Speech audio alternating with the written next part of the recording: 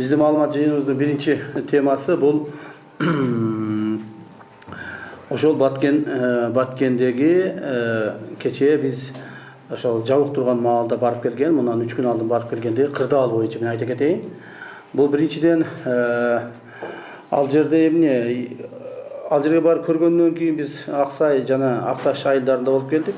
Барып элдер менен жолугушуп сүйлөшкөндөн кийин эки нерсеге мен чоң көңүл бурдум. Бул биринчиден ошол Баткен жериндеги элдин айрыкча чек ара тилкесинде жашаган элдердин өтө аянычтуу оор турмушу боюнча. Себеби дегенде ошол жердеги элдердин бийлик тарабынан, бүгүнкү эле күндөгү бийлик эмес, ушуга чейинки деле бийлик тарабынан унутта калгандыгын далили болду.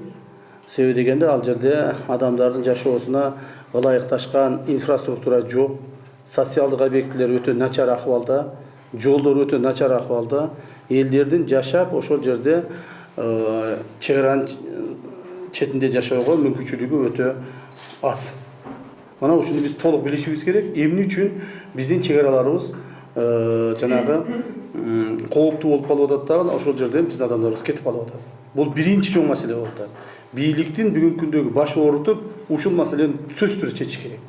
Ошол жерде жашаган элдерге жумуш ордуларын камсыз кылып, ал жердеги элдердин социалдык турмушун көтөрүүгө аракет кылыш керек. Бул эмне деген? Ал жерге сөзсүз түрдө мамлекет тарабынан карап чыксаң бир 10 чакты жетпеген айыл экен, ошол айылдарды налогтордон бошотуп, электр энергиядан бошотуп, ал жерге атайын өкмөт тарабынан атайын алып барылып курулган жумуш орундарын камсыз кылышыбыз керек. Ансыз чек арабыз эч качан элдерди кармап туруш кыйын болот. Бул биринчиден. Экинчиден, ошол жерде мен негизги байкаган маселем болду, бул жергиликтүү элдин бийлик органдарына ишенбөөчүлүгү. Бүгүнкү күндө ошол элдер кайсыл жерге барып байлы? Мына Акташта барып жолуктук, Аксайга барып жолуктук, Көк Ташка барып жолуктук. Элдин баарынын бир гана айткан көйгөйү бүгүнкү күндөгү ошо переговор жүргүзүп аткан, иштеп аткан, же болбосо ошол сүйлөшүүлөр келген адамдардын эч кимине ишенбестигини толук айтып жана ачык айтып атышат. Бул маселени биз жеткизишибиз керек. Бул маселени биздин жогорку бийлик органдары билеби, билбейби, бирок элдер бул маселени толук жеткирүүгө бизден сурагандыгы. Экинчи маселе, урматтуу туугандар, ошол кечээ сүйлөшүүлөр бүттү деген маселеден кийин, протоколдорго кол коюлду дегенден кийин чыккан маалыматтарга мен өзүм комментарийимди берип кетейин дедим. Себеби дегенде бүгүнкү күнгө чейин биз эч кандай кыргыз тараптан маалымат ала алган жокпуз. Кандай протоколдорго кол коюлду, кандай шарттар менен кол коюлду. Бирок ушул нерсенин бардыгын бүгүнкү күндө Тажикстан тарап толук бойдон берип атат. Тажикстан вице-премьери ошол кол коюлган протоколдун кандай негизде кол коюлганын, эмне шарттар менен кол коюлганын толук интервью берип айтты. Биздикилер айта элек. Тажикстандын азаттык болсо керек, мен түшүнүмчө. Азади сайтында ушул маселе боюнча толук бойдон түшүндүрмөлөр берилди. А биздин коомчулукка бүгүнкү күндө эч кандай андай маалымат жете элек. Бирок ошол тажик тараптан берилген маалыматтарга таянып туруп, мен айтып кетишим керек, биздин жүргүзгөн сүйлөшүүлөр өтө туура эмес болгон. Кабыл алынган чечим, эгерде ошондой болсо, туура эмес кабыл алынган. Мунун себептерин мен түшүндүрүп кетемин. Биринчиден мен ойлоймун, кыргыз өкмөтү тез аранын ичинде ошол кол коюлган протоколду коомчулукка бериш керек. Биз коомчулук билишибиз керек. Кандай маалда кол коюлду, кандай шарттар менен кол коюлду. Биздин тарапка эмнелер чечилди, чечилбеди биз билишибиз керек. Так. Себеби дегенде ушуга чейин дагы бир нече протоколдор болгонун билесиздер. Аны дагы ушу элдер билген эмес, коомчулук билген эмес. Мына азыр көптөгөн протоколдор чыгып атат. Ошондон биз билип туруп, эгерде бул кечээки тажик-кыргыз чек арасында болгон окуяга коюлган протоколдор протоколдор, келишим эмес, протоколдор бизге биздин мамлекетибиздин кызыкчылыгын коргобой турган болсо, ошол жерде жашаган элдин кызыкчылыгын коргобой турган болсо, биз анан толук артка кайтышыбыз керек. Артка кайтышыбыз керек. Себеби дегенде, муну ачык айтпасак, бул нерсе бир нече жылдардан кийин кайрадан чыгып калып атат. Ушунун негизинде көптөгөн жерлерибизди алдырып коюп атабыз. Мына билесиздер, 2005 жылдары ошого чейин Көкташ жолу, Баткен Лейлек жолунда, Көкташ участкасында. Көкташ участкасында ошол жерде 270 метр жерде тажиктердин бир дагы үйү эмес, бир тереги болгон эмес. Бир тереги болгон эмес. Бүгүнкү күндө ошол жер толук бойдон тажик туугандардын үйлөрү болуп кеткен. Ошол жер бизге биздин өзүбүздүн жерибиз болуп, өзүбүз колдонуп келген жерди кайсыл бир деңгээлде ошол бийликте, ушуга чейинки бийликте отурган адамдар карабагандыктанбы, кайсыл бир азыр айтып атышат, кайсыл бир протоколдорго кол койгандыктанбы, негедир ошол жерлердин баары Тажикстанга өтүп кеткен.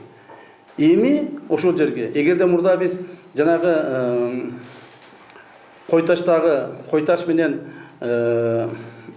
Таштумшукту айылын бириктирип турган жолго жөн эле мындай жөө эле барып өтүп карай турган болсок, азыр ал жерге кире албайсың. Азыр ал жерде тыгыз жайланышкан Тажикстандын жарандардын үйлөрү бар. Мына биздин ошо протоколду элге көрсөтпөстөн ошондогу кесепеттерибиз негизи.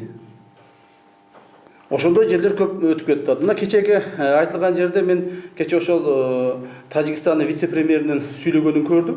Ошол жерде айтып атат. Биз Аксай айылын айланып өтүүчү Варукка бара турган жаңы жол салабыз деп. Жана ал жолду 2019 жылы асфальттап бүтүрөбүз деп атышат. Бирок ошол жолдун статусу кандай болду? Биз билбейбиз. Ал жолду биз Тажикстанга өткүзүп бердикпи?